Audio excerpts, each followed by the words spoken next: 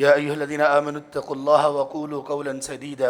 يصلح لكم أعمالكم ويغفر لكم ذنوبكم ومن يطع الله ورسوله فقد فاز فوزا عظيما. أما بعد، فإن أصدق الحديث كتاب الله، وأحسن الهدي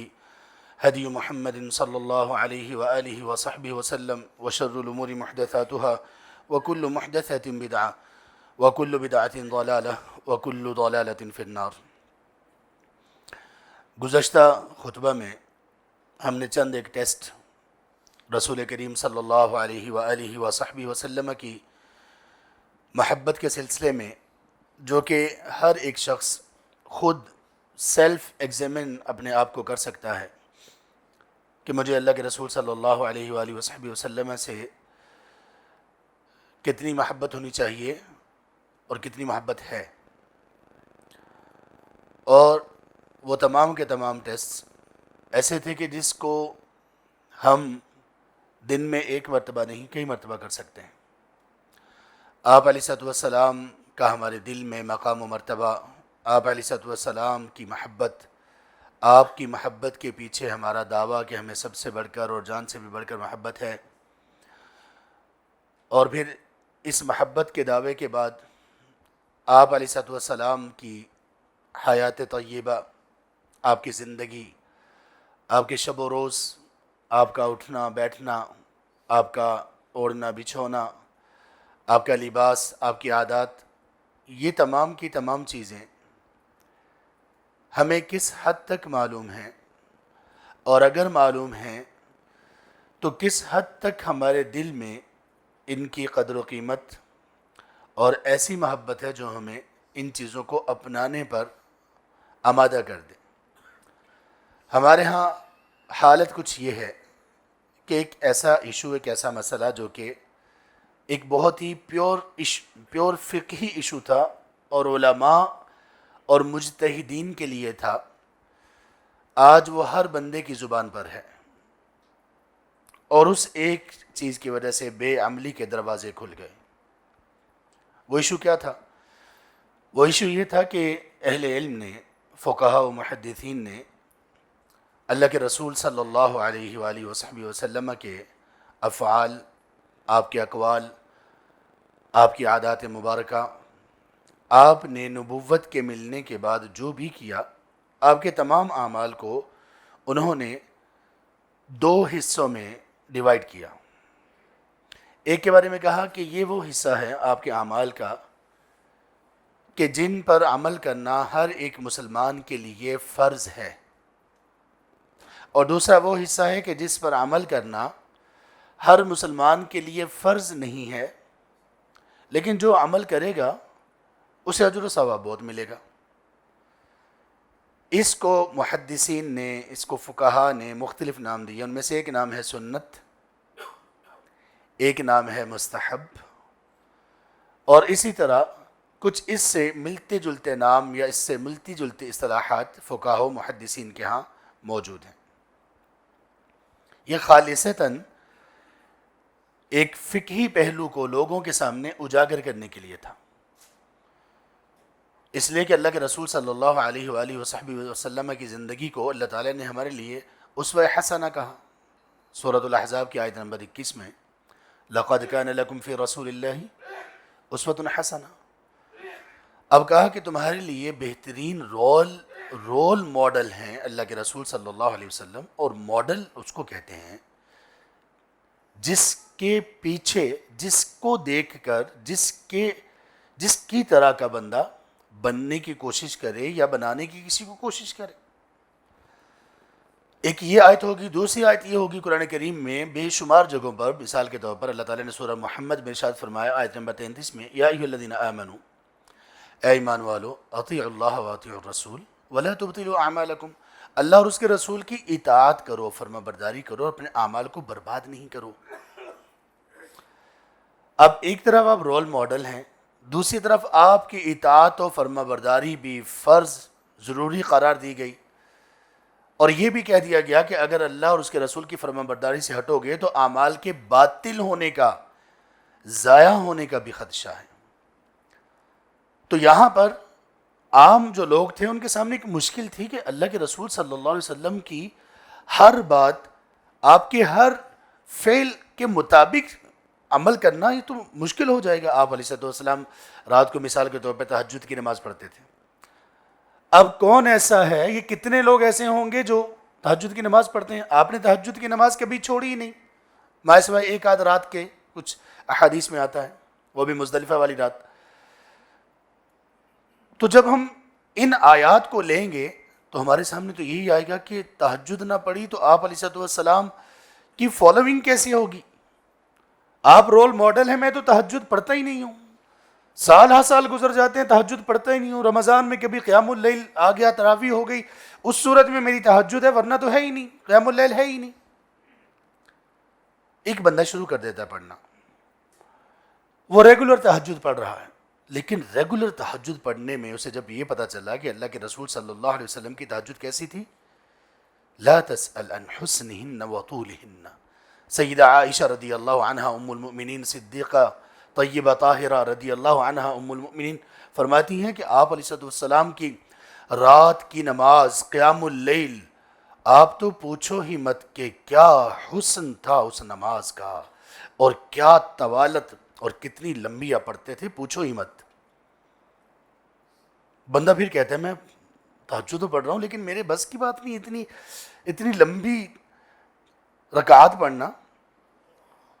پھر وہ سیدنا عبداللہ ابن مسعود رضی اللہ عنہ والی حدیث جس میں وہ کہتے ہیں کہ آپ علیہ السلام کے ساتھ مجھے شوق چرایا کہ میں آپ کے ساتھ کھڑا ہو جاؤں، ذرا آپ کی ایک رات قیام اللیل ذرا آپ کے ساتھ پڑھوں۔ کہتے ہیں میں آپ کے ساتھ آ کر کھڑا ہو گیا۔ آپ علیہ السلام نے سورۃ البقرہ شروع کی، ایک رکعت ابھی چل رہی ہے، ختم کر دی۔ سورۃ البقرہ کے بعد سورۃ النساء شروع کی، پوری پڑھ دی۔ سورۃ النساء کے بعد سورۃ آل عمران شروع کی۔ عبداللہ ابن مسعود رضی اللہ عنہ کہتے ہیں کہ میں اپنے دل میں مجھے کوئی خیال برا آ رہا تھا، برا خیال سے مراد کہ میرا دل یہ چاہ رہا تھا کہ نماز ختم کر دوں۔ آپ صلی اللہ علیہ وآلہ وسلم پتہ نہیں کتنا ابھی لمبا کریں گے، اس رکعت کو کتنا طویل کریں مجھے نہیں پتا، میری تو کھڑے ہو کے بس ہو گئی تھی، قریب 5.5 پارے ایک رکعت میں۔ فقہاء و محدثین نے یہاں پر یہ کہا کہ اللہ کے رسول صلی اللہ علیہ وسلم کے اعمال یا مجموعی طور پر اسلام میں کرنے والے کام، ان میں کچھ ہیں فرائض اور کچھ ہیں سنتیں۔ حالانکہ فرض جو ہوتا ہے وہ بھی سنت ہی ہوتی ہے نا، سنت اللہ کے رسول صلی اللہ علیہ وآلہ وسلم کا طریقہ، تو فرض کس کا طریقہ ہوتا ہے؟ اللہ کے رسول صلی اللہ علیہ وسلم کا۔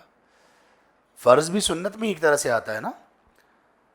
اب یہ ایک خالص وجہ تھی فقہاء و محدثین کے ہاں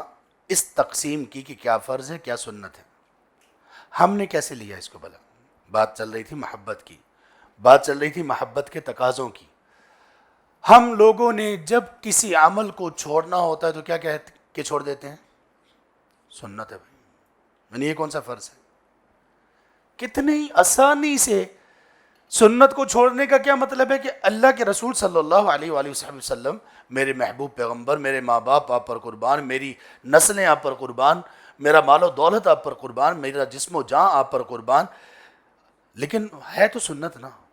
لہذا نہیں کرتے۔ کتنا تضاد ہے اس دعوے میں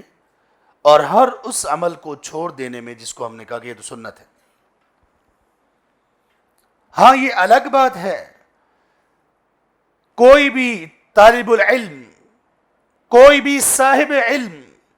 جب کسی پر کوئی حکم لگائے گا، جب کسی کے افعال کو پرکھے اور جانچے گا، اس میں اس چیز کی آج بھی ضرورت پیش آئے گی۔ کس طرح سے کہ کوئی بھی صاحب علم یا طالب العلم ایک بندے کے سنت کو ترک کرنے کی وجہ سے اس طرح سے اس سے ڈیل کرتا ہے جس طرح سے فرض کو ترک کرنے کی وجہ سے ڈیل کیا جاتا ہے، تو اس بندے کی فقاہت میں اور اس کی عقل میں کمی ہے۔ اس طالب علم کی فقاہت، سمجھ اور عقل میں کمی ہے، اس لیے کہ احکامات بڑی دور تک پہنچ جائیں گے۔ لیکن ہم عام لوگوں نے کیا کیا؟ ہم نے ہر اس کام کو چھوڑ دیا جس کے بارے میں یہ تھا یہ تو سنت ہے۔ اور کچھ چیزیں ایسی ہیں، کچھ سنتیں ایسی ہیں جو محض ایسی سنت نہیں کہ چھوڑا جائے تو گناہ نہ ہو، بلکہ ایسی سنتیں ہیں اگر چھوڑی گئی تو گناہ بھی ہوگا۔ وہ کون سی سنت ہیں جن کے بارے میں آپ صلی اللہ علیہ وسلم نے حکم دیا، کمانڈ دی، کرو یا نہ کرو؟ ایک میں اس چیز سے ہٹ کر ویسے ایک مسئلے کے طور پر بھی آپ لوگوں کے سامنے رکھ دیتا ہوں، صرف ایک ٹیسٹ کے طور پر اس بات کو آپ کے سامنے رکھ رہا ہوں۔ اللہ کے رسول صلی اللہ علیہ وآلہ وسلم کا لباس، آپ کا رہن سہن، آپ کی عادات، آپ کے افعال روزمرہ کے، اور آپ کی شکل و شباہت، آپ کا لائف سٹائل، خاص طور پر آپ کی کٹنگ ہو گئی، آپ کا لباس ہو گیا، آپ کا چلنا پھرنا، اس کا انداز ہو گیا، ان میں سے تقریباً تمام چیزیں، ان کو کہتے ہیں شمائل، ان کو کہتے ہیں آپ علیہ السلام کی عادات مبارکہ، لیکن ان میں ہی اگر کسی چیز کے بارے میں آپ علیہ السلام کمانڈ دے دیں، حکم دے دیں، تو پھر وہ فرض ہو جاتی ہے، ما سوائے اس کے کہ وہاں کوئی ایسی دلیل ہو اور سنت سے یا قرآن سے جو بتاتی ہو کہ آپ علیہ السلام کی یہ کمانڈ فرض کے درجے کی نہیں ہے، بلکہ اس سے کم درجے کی ہے کہ جہاں پر کوئی چیز فرض نہیں ہوتی۔ اس کے لیے اہل علم نے ایک اصطلاح رکھی، الامر للوجوب الا ما صرفته قرینۃ عن الوجوب۔ امر وجوب کے لیے ہوتا ہے، آپ علیہ السلام کا کسی بات کا امر دینا، کمانڈ دینا، اس کا مطلب یہ ہے کہ وہ فعل واجب، فرض، اوبلیگیشن ہے، ما سوائے اس کے کہ کوئی ایسی بات بھی سامنے آ جائے کہ جس سے پتہ چلے کہ نہیں یہ اوبلیگیٹری افعال میں نہیں آتا، فرائض میں نہیں آتا، اس سے تھوڑا کم ہے۔ ایک معاملہ ہے ہمارے جس کو سنت کہہ کر بہت چھوڑا گیا، بلکہ چھوڑ ہی دیا گیا، جبکہ وہ صرف سنت نہیں ہے، سنتوں میں آپ علیہ السلام کے طریقہ کار میں وہ ایک فرض کی حیثیت رکھنے والی ایک چیز ہے، اور صرف فرض کی حیثیت رکھنے والی چیز نہیں بلکہ ایک شناخت ہے، اس کا نام ہے داڑھی۔ داڑھی کے بارے میں اسلام کیا کہتا ہے؟ اللہ کے رسول صلی اللہ علیہ وسلم کیا کہتے ہیں؟ آپ علیہ السلام کی ایک سے زیادہ ایسی احادیث ہیں جن میں کمانڈ ہے۔ آپ نے ایک میں کہا کہ داڑھیوں کو معاف کرو، آپ نے ایک میں کہا کہ یہود و نصارہ کی مخالفت کرو، داڑھیوں کو بڑھاؤ، آپ نے ایک میں کہا مجوس کی مخالفت کرو، آپ علیہ السلام نے ایک میں کہا کہ یہ داڑھی فطرت میں سے ہے، وہ یعنی کام جس کا تمام انبیاء نے اپنے امتیوں کو حکم دیا۔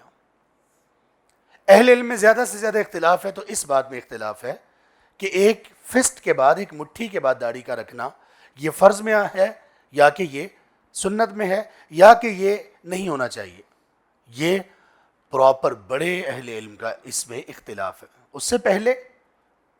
اس سے اوپر کوئی اختلاف نہیں ہے، یہاں تک سب متفق ہیں۔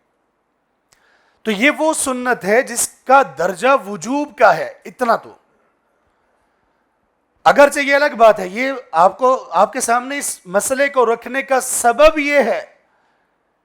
کہ ہم اللہ کے رسول صلی اللہ علیہ وآلہ وسلم سے محبت کے وہ دعوے دار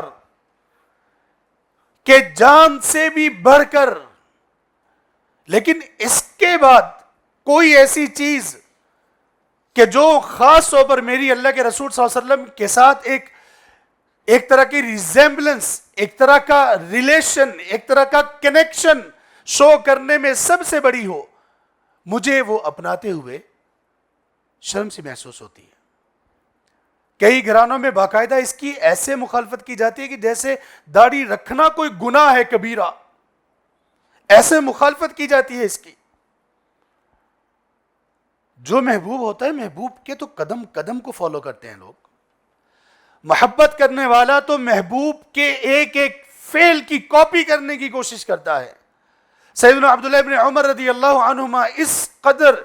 شدید محبت تھی ان کے دل میں، اور آپ کے افعال اور آپ کے باتوں اور آپ کے کام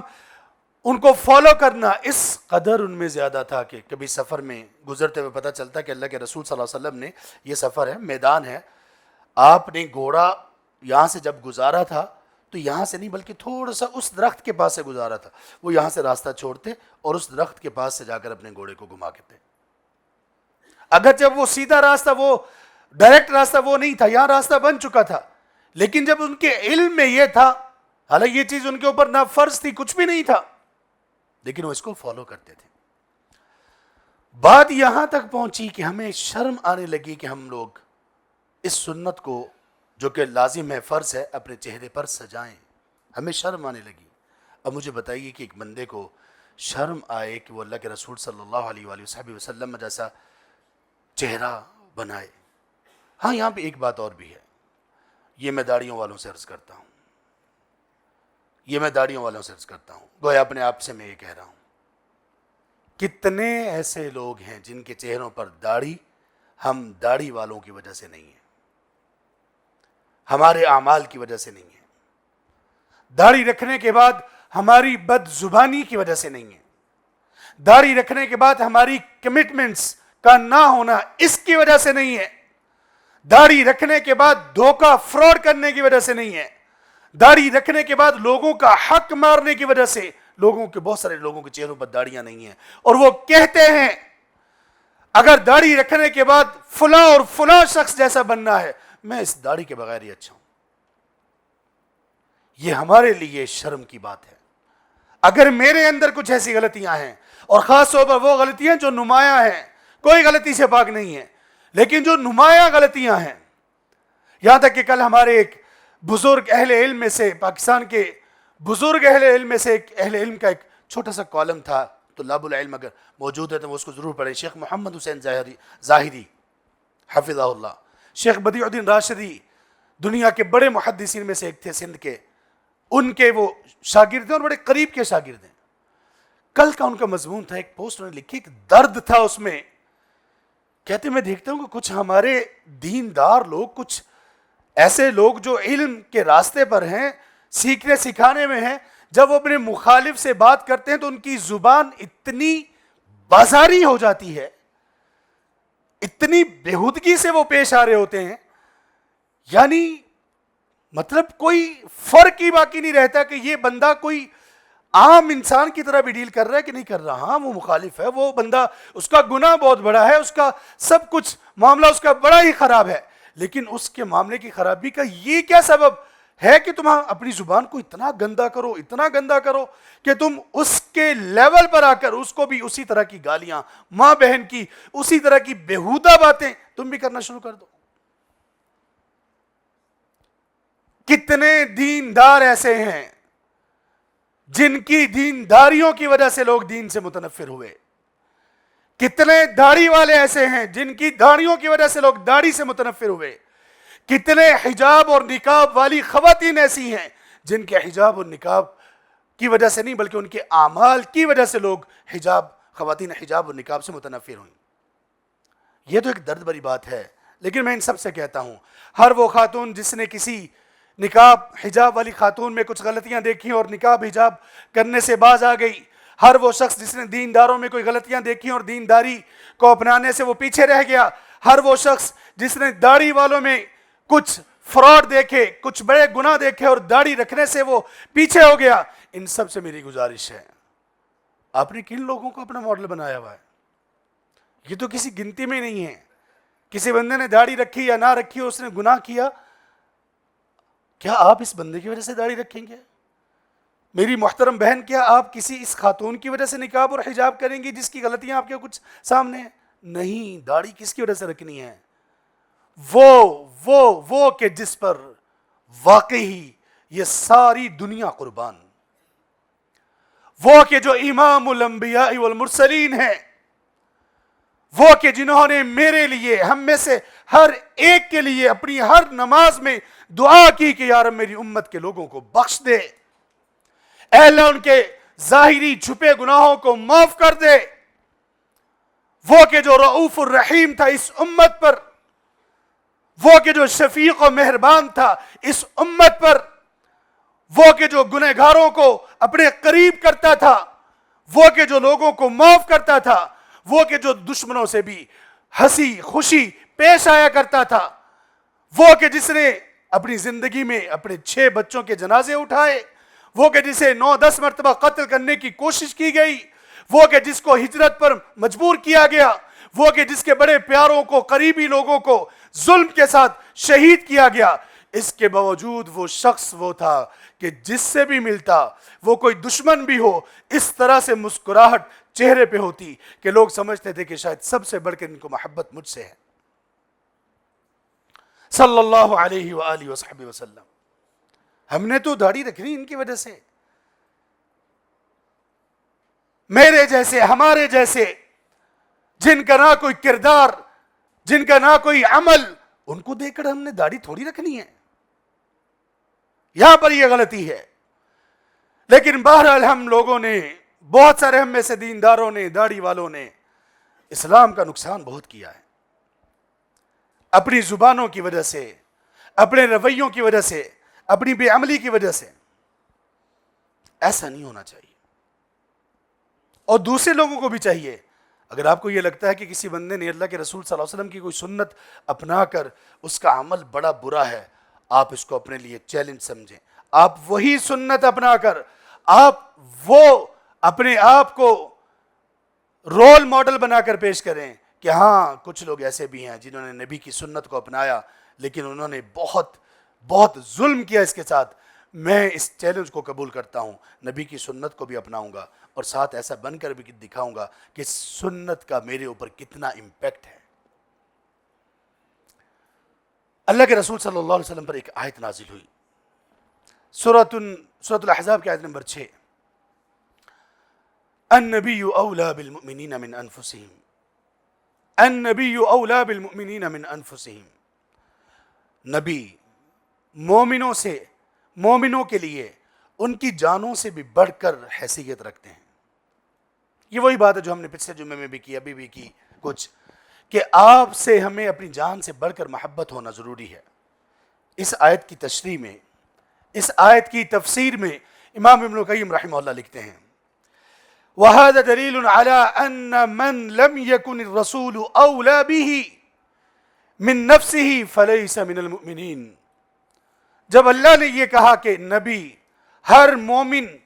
کے لیے اس کی جان سے بھی بڑھ کر حیثیت رکھتے ہیں، تو جس شخص کو نبی سے اپنی جان سے بڑھ کر محبت نہیں، نبی اس کے لیے اپنی جان سے بڑھ کر اہم نہیں، فلیس من المؤمنین، یہ شخص مومنوں میں سے نہیں ہو سکتا۔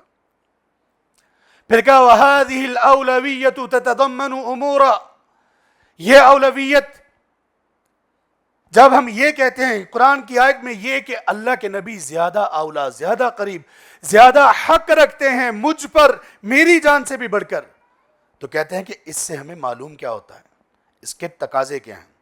سب سے پہلا ان یکون احب الی العبد من نفسہ، کہ اللہ کے رسول ہم میں سے ہر ایک شخص کو اپنی جان سے بڑھ کر عزیز ہوں، کیونکہ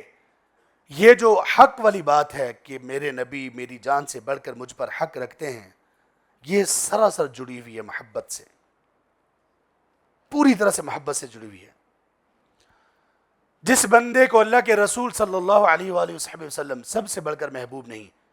وہ کبھی بھی یہ دعویٰ نہیں کر سکتا کہ اللہ کے رسول میرے اوپر میری جان سے بڑھ کر حق رکھتے ہیں۔ یا آپ نے اس جملے کو سمجھنا ہے، اللہ کے رسول میرے اوپر میری جان سے بڑھ کر حق رکھتے ہیں، اس کا مطلب کیا ہوتا ہے؟ ہم نے حقوق کی باتیں لوگوں سے تو سنی ہیں، ہم ایسے لوگ ہیں، ایسی قوم ہے جو اپنے حق کے لیے تو لڑتی ہے، کبھی اپنی ذمہ داریوں کا احساس تک نہیں کرتی۔ ہمیں یہ پتا ہوتا ہے کہ میرا حق کیا ہے، ہمیں یہ پتا نہیں ہوتا کہ میری ذمہ داریاں کیا ہیں۔ ہر جگہ پر، گھروں سے لے کر خاندانوں میں، اداروں میں، یہاں تک کہ حکومتوں میں، سب سے بڑھ کر فساد اس ایک چیز کی وجہ سے آیا۔ لوگ حقوق کے لیے لڑے، لوگوں کو لڑایا گیا حقوق کے لیے، ذمہ داریوں کا سبق کسی نے نہیں دیا کہ بھائی آپ کی بھی کچھ ذمہ داریاں ہیں۔ اللہ اکبر، اللہ کے رسول ہم پر ہماری جان سے بھی بڑھ کر حقدار ہیں، یہ ضروری ہے ہمارے لیے اگر ہم اپنے نام کے ساتھ ایمان، مومن، مسلم لگوانا چاہتے ہیں تو۔ پھر امام ابن القیم رحمہ اللہ فرماتے ہیں کہ اس اولویت کے، یہ جو اللہ کے رسول کا ہم پر ہماری جان سے بھی بڑھ کر حق ہے، اس کے کچھ تقاضے ہیں۔ ان تقاضوں میں سے کیا ہے؟ سب سے بڑھ کر محبت ایک. دوسرے نمبر پر یا اس محبت کا تقاضا کیا ہے؟ کمال الانقیاد والطاعت والرضا والتسلیم وسائر لوازم المحبہ. اس کا تقاضا یہ ہے کہ آپ صلی اللہ علیہ وسلم کی کمال فرما برداری کی جائے، آپ کی باتوں آپ کی تعلیمات پر کمال بندے کی رضامندی اور خوشی ہو. بندہ آپ کی باتوں پر عمل کرے تو دل کی گہرائیوں تک اس کو خوشی محسوس ہو. آپ نے جو قوانین میرے لیے سیٹ کر دیے، جو میرے لیے بارڈر لائن لگا دی، یہاں سے آگے نہیں بڑھنا، یہ حلال ہے، یہ ناجائز ہے، یہ جائز ہے، یہ مستحب ہے، یہ مکروہ ہے، جس نے یہ کیا وہ ہم میں سے نہیں، جس نے یہ کیا اس پر اللہ کی لعنت ہو، جس نے یہ کیا وہ اللہ کے غضب کا مستحق ہو گیا. ان ساری باتوں سے پیچھے رہنا. من الرضا بحکمہ، جہاں آپ کا حکم آ جائے پوری طرح سے سر تسلیم خم کر لینا. آپ کا کسی جگہ پر کمانڈ آ جائے پوری طرح دل سے ماننا، اور آپ کے احکامات کو پوری دنیا کے احکامات، پوری دنیا کی محبتوں پر ترجیح دینا. اور خلاصہ کلام وہ یہ لکھتے ہیں اللہ یکون للعبد حکم علی نفسہ اصلا، کہ اس محبت کا تقاضا یہ ہے کہ بندے کا اپنی ذات پر کوئی حکم سرے سے ہو ہی نہ، بندے کا اپنی ذات پر کوئی اختیار اس معاملے میں ہو ہی نہ، سارا اختیار وہ اللہ کے رسول صلی اللہ علیہ وسلم کو سونپ دے. کیا مجھے جیسے چلائیں گے، جیسے فرمائیں گے،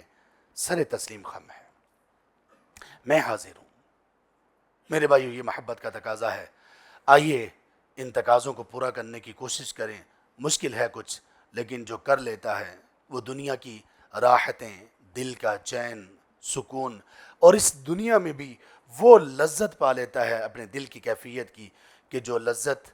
انسان کو جنت سے پہلے نہیں ملتی. اللہ تعالیٰ ہمیں بھی ایسے لوگوں میں شامل کر دیں. اللہ تعالیٰ ہمیں بھی ہمارے محبوب صلی اللہ علیہ وآلہ وصحبہ وسلم کی محبت اور ان کے تقاضوں میں اسی طرح سے آگے بڑھنے کی توفیق دیں. آخر دعوانا الحمدللہ رب العالمین.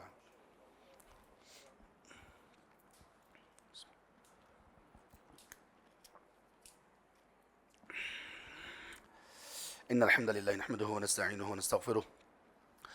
ونعوذ بالله من شرور انفسنا ومن سيئات اعمالنا. من يهده الله فلا مضل له ومن يضلل فلا هادي له، واشهد ان لا اله الا الله وحده لا شريك له، واشهد ان محمدا عبده ورسوله. يا ايها الذين امنوا اتقوا الله حق تقاته ولا تموتن الا وانتم مسلمون. يا ايها الناس اتقوا ربكم الذي خلقكم من نفس واحده وخلق منها زوجها وبث منهما رجالا كثيرا ونساء، واتقوا الله الذي تساءلون به والارحام ان الله كان عليكم رقيبا. يا ايها الذين امنوا اتقوا الله وقولوا قولا سديدا يصلح لكم اعمالكم ويغفر لكم ذنوبكم، ومن يطع الله ورسوله فقد فاز فوزا عظيما. اما بعد فان اصدق الحديث كتاب الله، واحسن الهدي هدي محمد صلى الله عليه واله وصحبه وسلم، وشر الامور محدثاتها، وكل محدثه بدعه، وكل بدعه ضلاله، وكل ضلاله في النار.